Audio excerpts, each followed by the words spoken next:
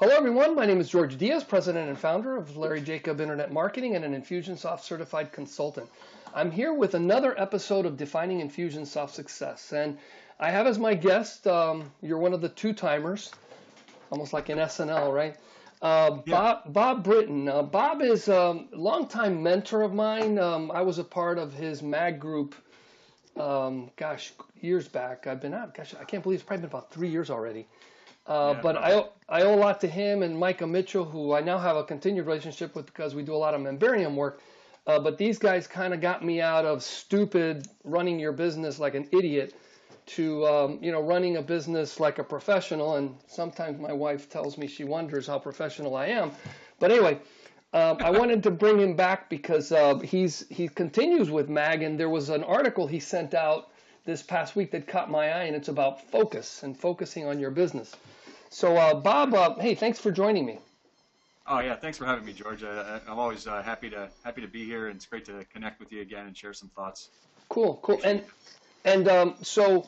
Bob, just kind of tell them a little bit about yourself. Bob's the ultimate marketer from 2010, and he's done a whole bunch of other things. But why don't you just kind of give a background, so people are familiar with what you do and how you got here?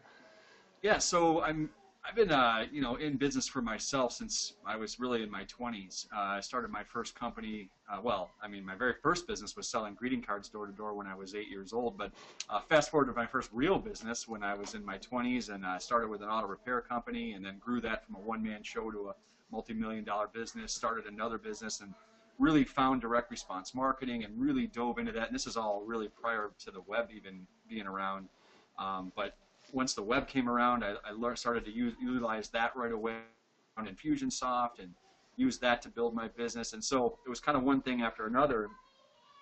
A few years ago, 6 years ago now, I had a lot of people that were saying, geez, I really want help growing my business too. What can you do to help me? And so I started Marketing Automation Group, and I've developed software products and sold those, but done a lot of consulting work and just really focusing on helping people rapidly scale. And it seems like my sweet spot has really been getting people from maybe the 100,000 a year mark up to about the million mark in sales, and that's really my area of expertise, is really helping people scale through that part of business growth. Right, and for those of you that don't know, he talks vaguely about business, but Bob used Infusionsoft to automate an auto repair business.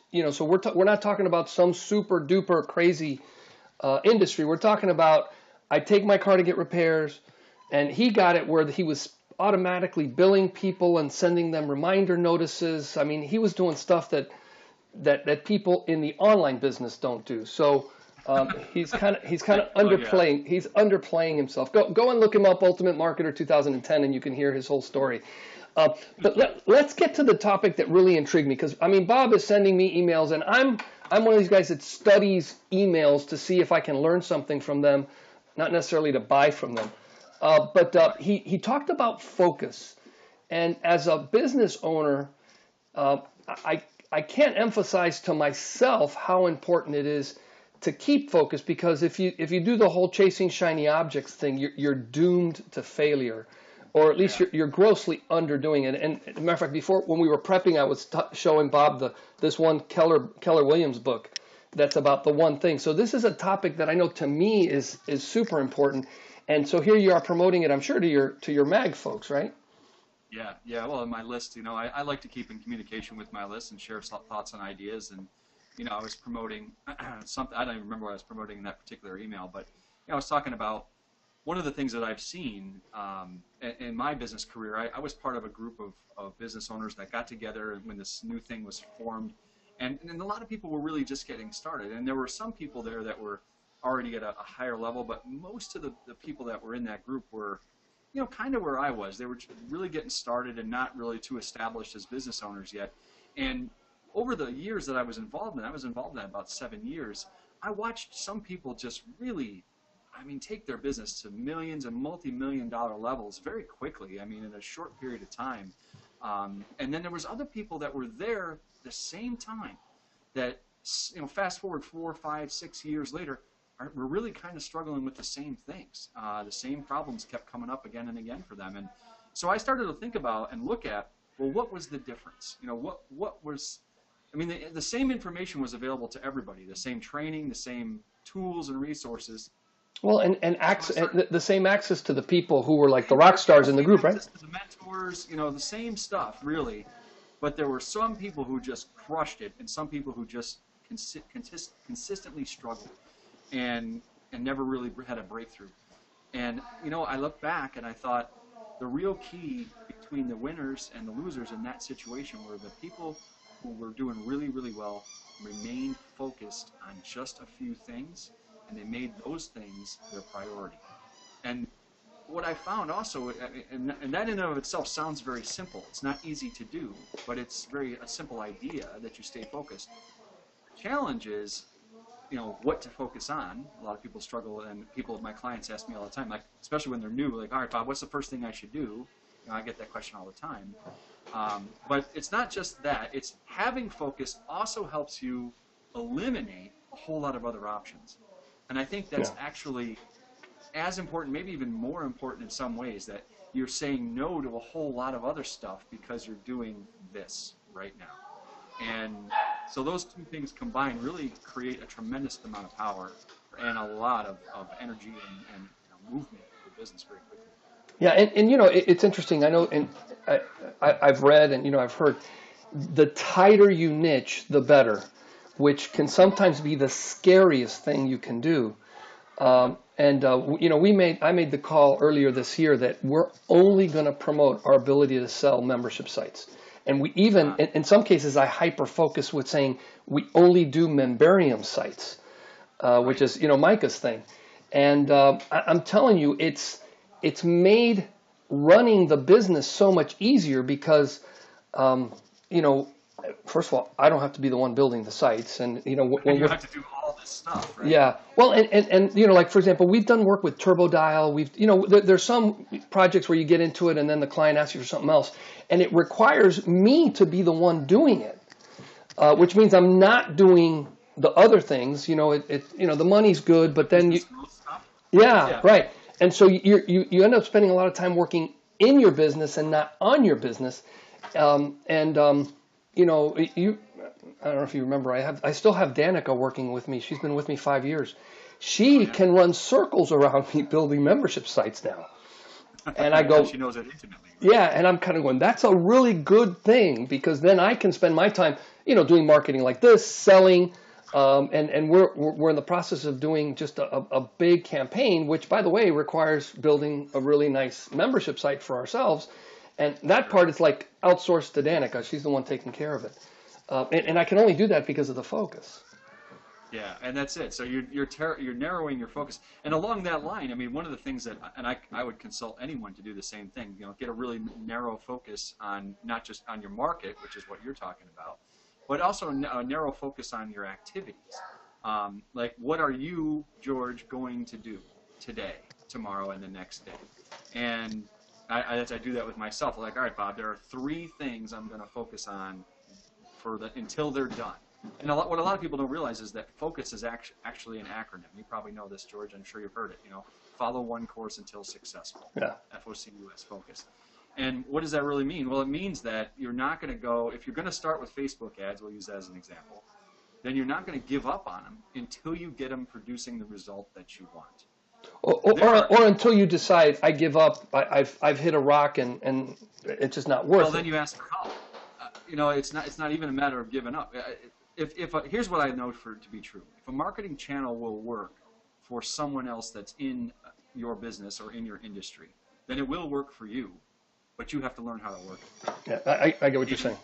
It's the discipline to stay with something when it's not working that's where most people get tripped up, because they'll say, well, I've tried this and I did this and this and this, it didn't work. It doesn't work. It's not that it doesn't work. You haven't figured out how to make it work for you yet. And that little end piece there is the discipline to stay and keep moving forward and keep asking for help until it hits pay dirt. Years ago, just as an analogy, we started Computer Service Profits, one of my other businesses that I run, and we started off marketing with postcards. We were dropping postcards in the mail, thousands of them at a time, to generate leads. And this is really before Facebook was even in existence. And we dropped, $3,000 down the drain, $3,000 down the drain, $3,000 down the drain. I mean, this is, week after. Yeah, this isn't like doing email blasts every day, right? This is not an email blast. This is hard money, right? We're writing checks for $3,000, dropping postcards, and my mentor at the time, who was already a multimillionaire, had become very, very successful doing this. He knew exactly what to do. I was freaking out because we were spending all this money and we really weren't generating any revenue yet. And he looked at me, he's like, don't worry about it. He goes, it's going to be fine. We just need to get the right combination of wording in the headline. And we were testing different things on these postcards. Sure. The headline, testing this, testing that, testing the copy. And sure enough, when we hit the right combination, all of a sudden sales started rolling in. And then it was just do more of what was working. But I'll tell you, had it not been for him who had walked the road before and said to me, don't worry about it, it's going to be fine, I probably wouldn't have had the discipline to stick with it the way we did. And eventually turn that into very profitable. There was a cartoon that I had seen. This is just last week, where there's a guy digging through a mine, and he's like, inches from gold, and right. he's like, okay, do I continue or do I quit? And if you don't know how close you are until you hit, and quitting too soon can be a big mistake, right? Yeah, it can be. Yeah. Well, and also not if you've gone down the road for a little while and you're not getting the result, then stopping and asking for help. Like a lot of times, the things that you're like you just said, you're one little tweak from the thing that's going to make it just kick ass. You know? I mean, it's a tiny little thing. Like, hey, by the way, George, you take out this word, put in this one. All of a sudden, the results go through the roof. And I found that to be true. Like even an ad that's identical in every way, and you just change one word out, and all of a sudden that loser becomes a massive winner. I mean, it's crazy, but those things happen. Yeah, and for those of you that don't know Bob, I've seen his postcards. And by the way, he was the one that convinced me that ugly sells. It's just amazing how this one worked better. And you look at them next to each other, and it was like, well, this one's so much nicer. He goes, yeah, but nobody bought from that one. Yep, ugly sells. Actually, I'd love to do a presentation sometime, George. My friend Eugene, who does air show marketing. Oh, yeah, I met Eugene. Big air shows. You've met him. He's been doing some really interesting stuff lately, and some of the sites that he's put together are just ugly, but they convert like crazy. And he's a statistic freak, so he monitors like every little detail, and he's like, yep, this one converted at this percentage, and this one is here, and it's crazy. It's really fun actually as a case study just to look at how ugly actually outsells pretty. Every single time that he's tested. So here I am. I'm an entrepreneur, and I'm unfocused, and I come to Bob. So walk me through what you can do, or what are the things that they can do. Yeah. So the very first thing you got to do is I'm assuming that if you're watching this and you're trying to grow a business, and those are the people that I work with. You're an entrepreneur, you're a small business owner, you're trying to grow a business.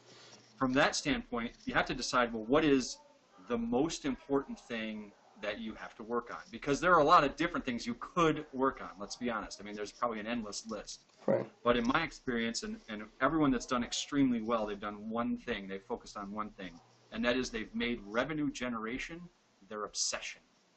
It's not like I'd like to do that. I like to think about it once a week. No, that they become obsessed with generating revenue. And when they go to that level, like, I am not going to focus on anything, but if it has nothing to do with revenue generation, I'm not going to focus on it. I'm going to focus on that. And when people do that, sales go through the roof every single time. But within that, obsession of revenue generation, there's a few other couple of keys that I like to kind of point out to people.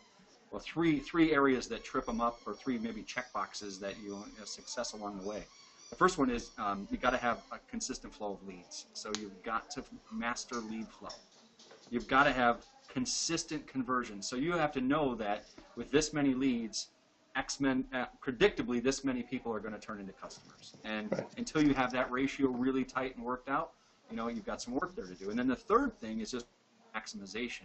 And that is focusing on getting more money out of each customer and getting them to buy more often. And those types of things. So if you underneath that obsession of revenue generation, you focus on those three keys, you can't help but win. You're going to win if you just stay focused on that. Right, and again, the things that can stand in the way of that, of course, are I've got I've got a customer deadline that's due tomorrow, so there goes the 3 blogs I was going to write for next week, or there's the campaign. the other stuff that you and I have worked on before about delegation and outsourcing and building your team, and I mean all those things come into play. But in terms of focus in your mind, and if you're going to call me and say, hey Bob, what should I do first? That's it, man. I'm going to say put that on the wall until that's no longer an issue. Because this, George, money solves a lot of problems. You got good cash flow coming in. You got lots of leads coming in. You can fix a lot of you have a ton of options. I mean, it's funny. You have a lot more choices. Yeah. Well, it's funny when people come up and say, well, money doesn't bring happiness. And it's like, yeah, but money brings a lot of the things that can get the obstacles out of the way, and then happiness is just kind of coming. So, you got to be smart about it. Let's bring that all the way to home, right? Like if you've got plenty of money and you don't have to really worry about it, then you could spend more time with your family, which does bring true happiness. Maybe spend time with the grandkids if you've got them, or whatever. Whatever your thing is, yeah. Yep. So, but if you're working slaving every single day and you've got to do that in order to pay the bills, that's a hindrance to happiness, I'd say. Yeah, absolutely. Yeah. Well, very good. So right now you've got your MAG group, and I guess when we were MAG, I know it was more focused on Infusionsoft. Now I think you've opened it up, right? Oh yeah, actually I don't even know that if I have anyone that even owns Infusionsoft in there anymore. I mean, they probably do, but it's not a focus of what we do. And there was a good reason for that. When you were part of the group back then, I really thought, all right, I'll teach people how to use Infusionsoft and take it to the nth degree, and that's cool. But what I found was that's not really what most people needed. What they really needed was marketing help. They needed strategy. They needed guidance just to get to a point where Infusionsoft even made sense for their business. Yeah. Because a lot of people, and I know you know this, a lot of people buy Infusionsoft to fix a problem that Infusionsoft can't fix in and of itself. Right. It adds another layer of complexity on top of what you're already dealing with in your business. It really does. It adds that another layer. So a lot of times people, have that. They're not really ready for it quite yet, and that becomes a challenge in and of itself. Well, and for me, I mean, I'm a consultant, so I needed to learn Infusionsoft, and that was my big draw because between you and Micah, you guys were like rock. Anything I needed to solve, it's like, George, here's how you do it, or here's where you go to learn how to do it. So that was great. But my biggest benefits from being in a mastermind like the one we were at was, I remember like the hot seat from hell that I endured, where I had these three women going, George, what are you? Are you a web developer? Do you produce video? Do you do Infusionsoft consulting? What are you? And I was trying to get around the question, and they just nailed me. And that was really a big turning point for me. And I tell you what, Infusionsoft, so I've been running this business now it's going to be 6 years. I've started to use Infusionsoft for my business effectively, probably only 2 years. Because before that, it was like, that wasn't what I needed. What I needed was, okay, how do I get, how do you get other things going? How do I get team members in place? And now, I mean, how do you define your marketing message to your market? What is your message to your market? How do you get it to match? There's all those, I call them foundational pieces that have to happen before automating anything makes any sense at all. Right. And, the automation, that's kind of gravy at the end. And at some point, then that's the thing that's going to bring you the big improvements that'll make us tremendous. Once you already have something that works. Exactly. I mean, automating something that doesn't work is like an exercise in futility. So I'm with you. Yeah. And I'm sure we've both seen plenty of that. Yeah. So cool, Bob. Well, hey, this has been a great conversation. Tell if anybody wants to reach you, they figure you're someone they want to contact. How should they go about doing that? Well, two things. I mean, you can always tons of resources at my website, marketingautomationgroup.com. But I also put together for anyone who feels like focus or that's a challenge in their life or they're struggling with it. I put together a worksheet and a training video, totally free. Just go to magauthority.com/ I think I called it Find Focus. Let me make sure I give out the right thing here. Get Focused. It's magauthority, MAGAUTHORITY.com / Get Focused. And that'll take you right to the free download. And there's a worksheet that I put together along with a training video that'll really help you hone in on that focus and help eliminate a lot of the things that are maybe distracting you from really moving forward rapidly. Cool. And then when I publish this both on YouTube and on our blog, I'll make sure to include those links so people can just click on them. So clickable links even better. Yeah. So very good. Well, hey Bob, thank you very much. I really appreciate you breaking time out of your busy day to join me, and look forward to seeing you sometime soon. Well, thanks for having me, George. It's great to be here. Okay, take care. Take care, man.